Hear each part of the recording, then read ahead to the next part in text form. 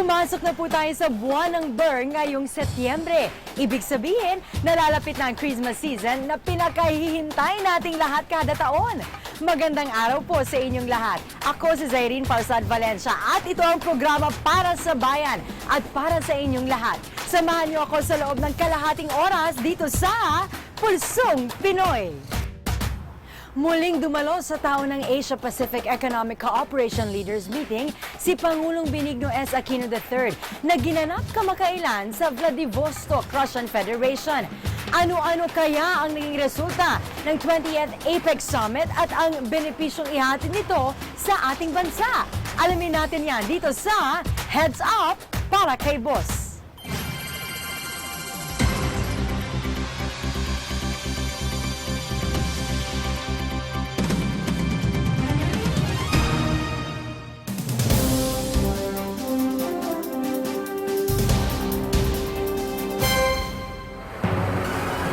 Maikli ngunit naging makabuluhan ang pagbisita ni Pangulong Aquino sa Vladivostok, Russia para sa ika-20 Asia-Pacific Economic Cooperation Economic Leaders Meeting.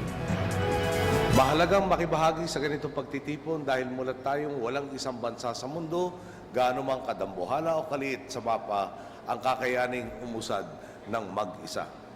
Namumuhay tayo sa isang daigdig na dapat lamang pagsaluhan ng lahat ng mga bansa. Habang tinutugunan ng bawat nasyon ang kanilang hamon at pangangailangan, ang katuparan ng pandaigdigang kaunlaran ay posible lamang kung sabay at nagkakaisa ang lahat sa pagsagwan. Kasama ang kanyang economic team at ilang negosyanteng Pilipino, matagumpay na naiparating sa 20 iba pang member economies ang hangaring makiisa, hindi lamang para makamit ang kaunlaran, kundi para maitindig ang pundasyon ng kooperasyon at kapayapaan sa rehiyon at sa buong mundo. The whole APEC economies comprise of 40% of the world's population, and 44% of the world trade is in the APEC countries, and 54% of the world's GDP or gross domestic product is from the APEC countries. So you can imagine how significant is APEC is. It is the premier forum for facilitating economic growth, cooperation, and innovative growth. So definitely the Philippines will benefit from its participation, annual participation in APEC, considering these figures. Sa unang araw ng pagdating ni Pangulong Aquino sa Vladivostok at bago pa man ang formal na mga pagpupulong sa APEC, nagkaroon siya ng pagkakataong makipag-usap sa iba't ibang lider na kasapi rin dito. Pinasalamatan niya sa Singapore Prime Minister Lee Hsien Loong sa suporta nito para magkaroon ng payapang resolusyon sa usapin ng West Philippine Sea. Ang Pilipinas kasama ang mga bansang Brunei, China, Vietnam, Malaysia at Taiwan ay pare-parehong may pag-aangkin sa nasabing mga islang nakapaloob dito na pag-usapan din ni Prime Minister Loong at President Aquino na kailangang maipakita at palakasin pa ang importansya ng ASEAN o ang Association of Southeast Asian Nations bilang isang samahang nagtataguyod ng kapayapaan sa rehiyon. Nakipagkita rin ang Pangulo kay Chile President Sebastián Piñera.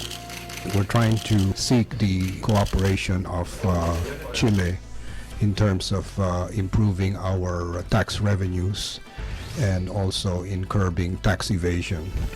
We are seeking their cooperation as well in terms of being able to share with us their best practices in mining in terms of responsible mining. We are also looking into the possibility of going into a geothermal partnership. The Philippines being number 2 in geothermal in the world, and Chile is very interested in learning from the Philippines and possibly having the Philippines invest in its geothermal undertakings in Chile. As you know, Chile is the world's largest exporter of copper, and a few years ago, they revised the scheme of taxation of their mining industry that's one that recognizes the volatility of mining prices. So this is one that we would like to study. In Chile, they're still looking at a significant government role. And it was agreed that we will expand the relationship. We are going to be sharing with them some of the frameworks or the structures that we have developed in the Philippines that has become very encouraging for private companies to go into geothermal. It's something that they were quite surprised about. Sa pagkikita ng dalawang leader, tinitingnan din ang isang kooperasyon tungkol sa aquaculture development at pagpapadala ng mga guro para magturo ng English courses sa Chile. Sa serye ng mga bilateral meetings na ito, pareho namang nagkasundo si Malaysian Prime Minister Najib Abdul Razak at Pangulong Aquino na dapat magkaroon ng isang posisyon ang ASEAN para sa West Philippine Sea Dispute. Suportado ng dalawa ang pagsusulong sa isang Code of Conduct para masolusyonan ito. Lastly, on the MILF peace talks, the President had expressed his gratitude for the continuing leadership of Malaysia in terms of being the facilitator, and he commented how effective the facilitator has been. He's been described as an honest broker, a very proactive one. And there is optimism between the two leaders, and in that there's expectation that the peace process could be finalized in the next couple of months. Ang pagkakasundo ng mga claimant countries patungkol sa West Philippine Sea ang naging tema rin ng usapan ni Pangulong Aquino at Vietnam President Trong Tan Sang. May malalim na relasyon ang Pilipinas at Vietnam. Muling ibinalik ito sa pagkikita ng dalawang lider. Ang APEC ngayong taon ay pinamunuan ng Russian Federation at may temang Integrate to Grow, Innovate to Prosper. Iba't ibang aktibidad ang ginanap bago ito tinampukan ng Leaders Week meetings. Kasama rito ang Senior Official Meeting, APEC Ministerial Meeting, at APEC CEO Summit. Sa APEC Leaders Week meetings, nakipagpulong si Pangulong Aquino sa ilang miyembro ng APEC Business Advisory Council. Naging paksa ang kalagayan ng pamumuhunan sa Asia-Pasipiko at kung paano ito gagawing mas produktibo't maaliwalas para sa buong rehiyon. Nakasama rito ang tatlong business representatives ng Pilipinas na sina Tony Tan Kak Tiong, Doris Magsaysay Ho, at Jaime Augusto Zobel de Ayala. Sa inilabas na Leaders Declaration sa pagtatapos ng APEC Leaders Meeting, nakatuon ang 21 member economies sa kahalagahan ng pandaigdigang kalakalan para sa pagbangon ng ekonomiya, paglikha ng trabaho, at pagpapahalaga sa sistemang multilateral trading na nakapaloob sa World Trade Organization. Nanindigan ng mga leader na mapalakas ang sistema para na rin sa tagumpay ng Doha Development Round. Sa nangyayaring trade protectionism at di kasiguruhang kalagayan ng ekonomiya sa mundo, muling nangako ang mga APEC leaders na huwag maglagay ng mga bagong balakid sa pagdinegosyo at kalakal hanggang 2015. Bukod dito, ilan sa naging prioridad din sa deklarasyon ay ang pagpapalakas sa food security, ang target na 10% improvement sa supply chain performance pagdating ng 2015 at pagtaguyod sa green growth economy. They're now looking at how can we improve production so that it doesn't destroy the environment. That's why there's a lot of discussion right now on environmental goods and services.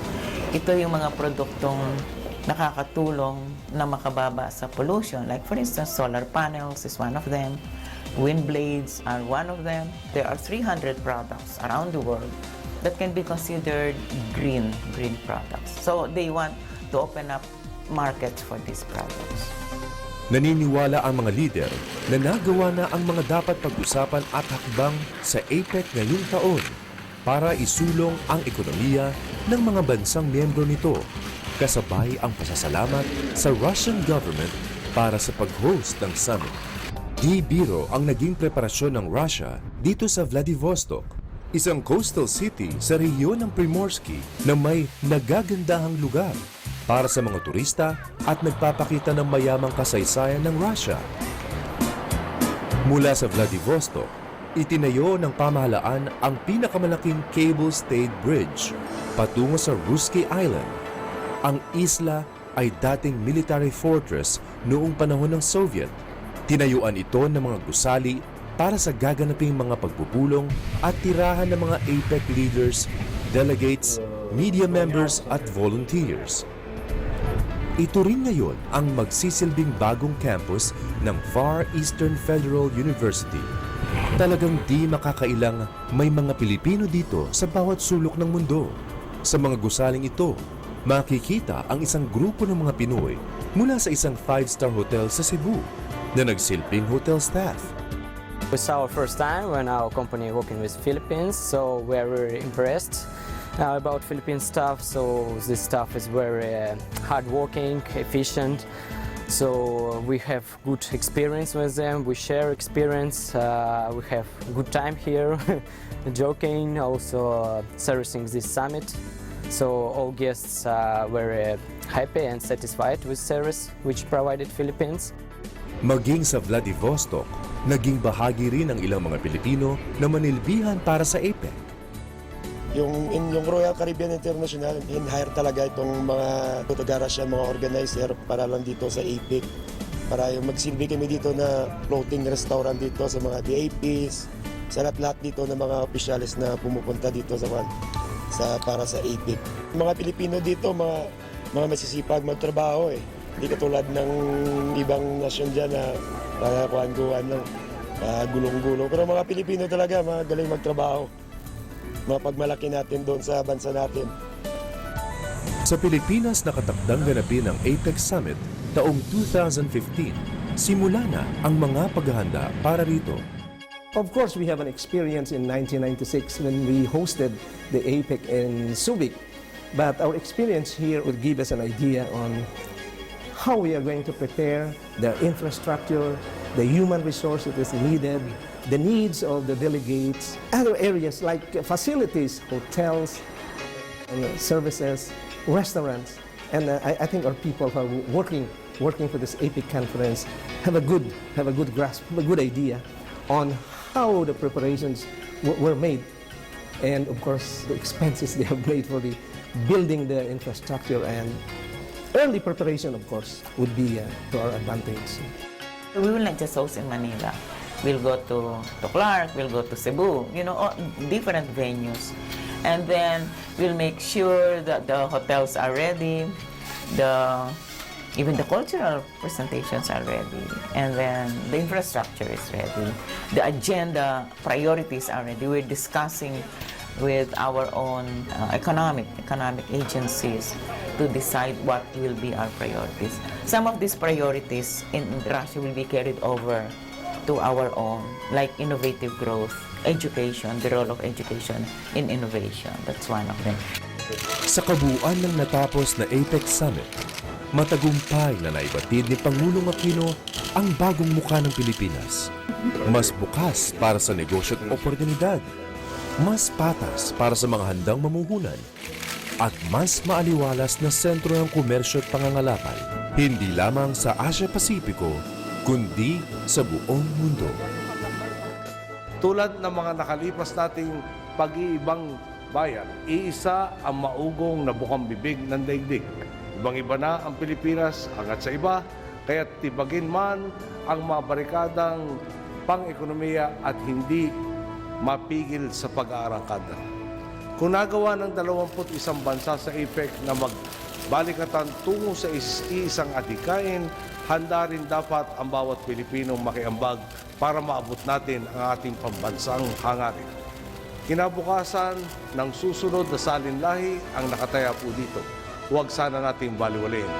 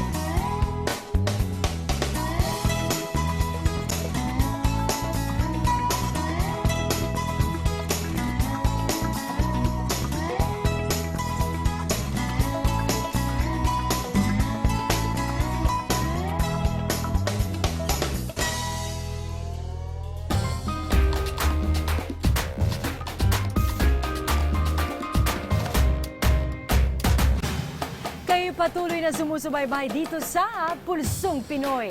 Si Ramon Magsaysay ang isa sa pinakamamahal na Pangulo ng ating bansa dahil sa kanyang simpleng pamumuhay at kababaang loob. Sa ilalim ng kanyang liderato, binuksan itong palasyo para sa ordinaryong mamamayan dahil sa kanyang paniniwala na ang Malacanang is the palace of the people. Nang siya'y pumanaw noong 1957, binuo ang Ramon Magsaysay Award Foundation.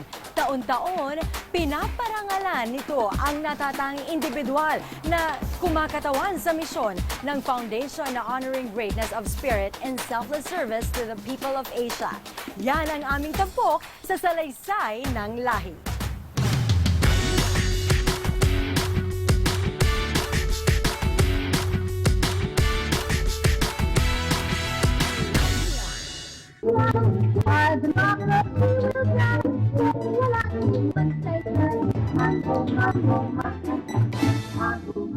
The Guy, Man of the Masses.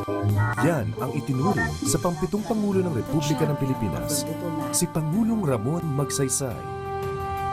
Kinilala at minahal ng mga Pilipino si Pangulong Magsaysay dahil bilang pinuno ng bansa, binigyang prioridad niya ang kapakanan ng kanyang mga kababayan, lalong-lalo na ng mga mahihirap.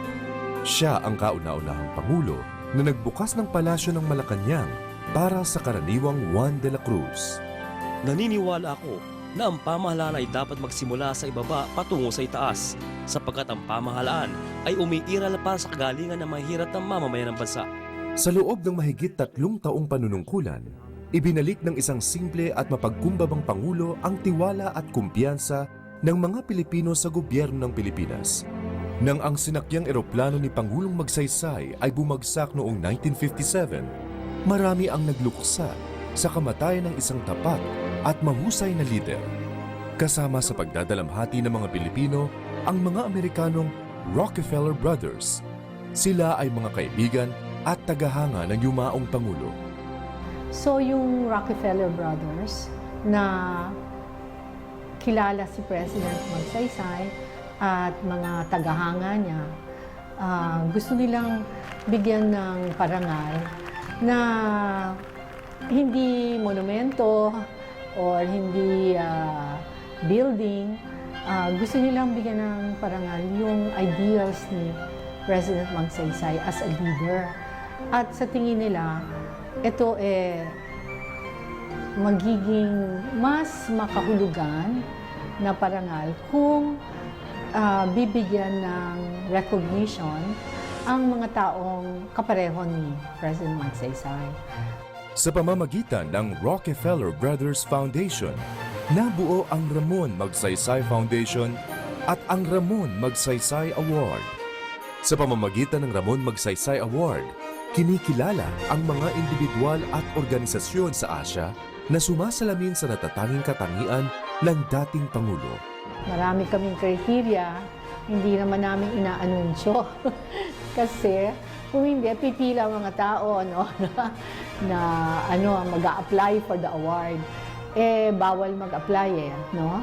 At ang pinaka-criteria is yung tinatawag namin na greatness of spirit and transformative leadership. Yung leadership na nakakapagdala ng pagbabago, no?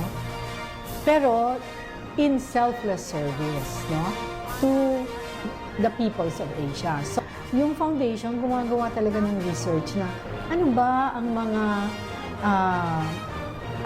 problema or challenges na hinaharap ng iba't ibang bansa, no? There are 22 countries in Asia na tinitingnan namin. At sino-sino yung mga may ginagawang kakaiba, kamangha-mangha, no? Pero ginagawa na hindi naghahanap ng parangal o hindi gumagamit ng malaking pera, no? So we do research. Pero aside from yung research namin, meron namang nominators. Meron kaming inaanyayahang mga tao all over Asia na pwede silang mag-nominate. No? Ang Ramon Magsaysay Award ay may 6 na kategorya: Government Service, Public Service, community leadership, journalism, literature, and creative communication arts, peace and international understanding, at emergent leadership. Sa loob ng 54 na taon, umabot na sa 296 individuals at organizations ang nabigyang parangal ng Ramon Magsaysay Award. Kung individual award ang pag-uusapan, top 1 sa recipients ang India na sinusundan ng Pilipinas at Japan. Naihahambing ang Ramon Magsaysay Award bilang Nobel Prize of Asia. Katulad ng Nobel, ang Ramon Magsaysay Award ay iginagalang at tinitingala ng buong Asya at mundo. Pero ayon sa Ramon Magsaysay Foundation, bagamat ang dalawa ay parehong kumikilala sa mga taong may pambihirang nagawa, malaki ang pagkakaiba ng mga ito. Yung pagturing ng Magsaysay Award as equivalent to the Nobel Prize of Asia, natutuwa kami dyan. No? It is an honor to have an Asian award and an award that is in honor or named after a Filipino and run by Filipinos. It's an honor that this award now has achieved respect and prestige, just like the Nobel Award. Pero sa tingin namin, kakaiba naman din ang Magsaysay Award sa Nobel. Dahil ang Nobel Prize, ang tinitingnan talaga nila achievements. But they don't look at the character of the person. The Magsaysay Award, because it is about greatness of spirit, we look at achievements plus the motivation, the character of the person. Nito lang nakaraang August 31, kasabay ng 105th birth anniversary ni Pangulong Magsaysay, idinaos ang 2012 Ramon Magsaysay Award Presentation Ceremonies. Pinangunahan ni Pangulong Aquino ang paggawad sa 6 na Ramon Magsaysay awardees. We are all allies in striving to live up to the example set by President Ramon Magsaysay.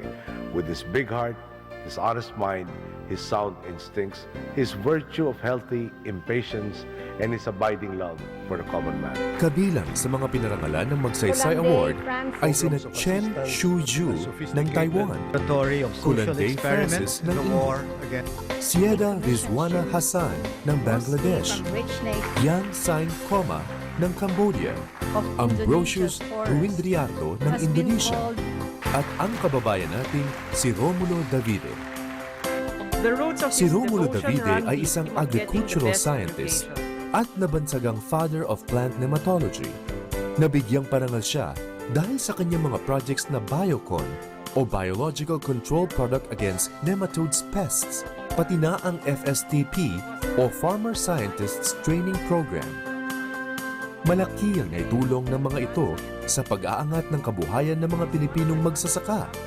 Sa edad niyang 78, nagbigay payo siya sa mga kabataang gusto ring magbigay karangalan sa Pilipinas. Yung kabataan natin, I think ako na they have to focus on their ambition, ano bang gusto nila, gayo ko ba maging doktor, maging flight stewardess ba, ano, basta you focus it and do the best you can. Yun ang passion for excellence. Diba? Sa mga susunod na taon, patuloy na magsasaliksik ang Ramon Magsaysay Foundation ng mga tao at organisasyon sa Asya na karapat-dapat bigyan ng Ramon Magsaysay Award. Dahil sa kabila ng lumalalang kabuktutan ng mundo, marami pa rin ang nangingibabaw na may taus-pusong pagmamalasakit sa kapwa, gaya ni Pangulong Ramon Magsaysay. Naniniwala ako na ang Pangulo ang dapat maging huwaran sa pagiging mapagkawang gawa, sa pagkakaroon ng tapat na pag-isip, mabuting pag-ugali, ng kabanalan ng agarang pagkilos at mapagtalimang pagmamahal.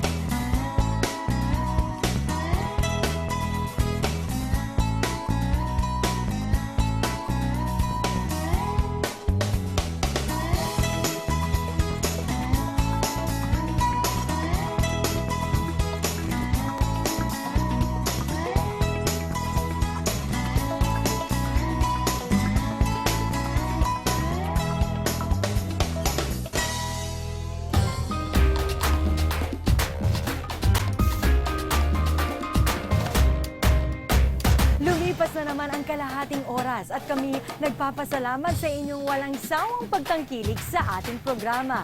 Pwede nyo rin mapanood ang episode na ito sa aming website sa rtvm.gov.ph.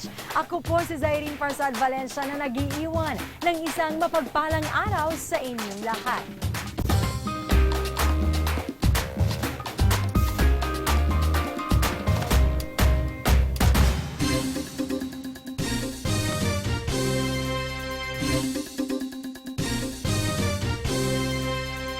Malayo na nga po ang ating narating. Ay sarap pong maging Pilipino sa panahong ito. Kay sarap sabihin sa gobyerno ako nagtatrabaho at nakikiambag ako sa pagbabago. Patunayan natin sa mga panahong dumarating ang pagsubok. Tayo pa rin ang matatag na sandigan ng taong bayan. Patunayan natin nangingibabaw ang prinsipyo laban sa tukso ng katiwalian. Patunayan natin sa tapat na paglilingkod bayan, hindi lamang sa salita, kundi pati na sa isip at gawa, maihahandog natin sa bansa ang pangmatagalang kasaganahan.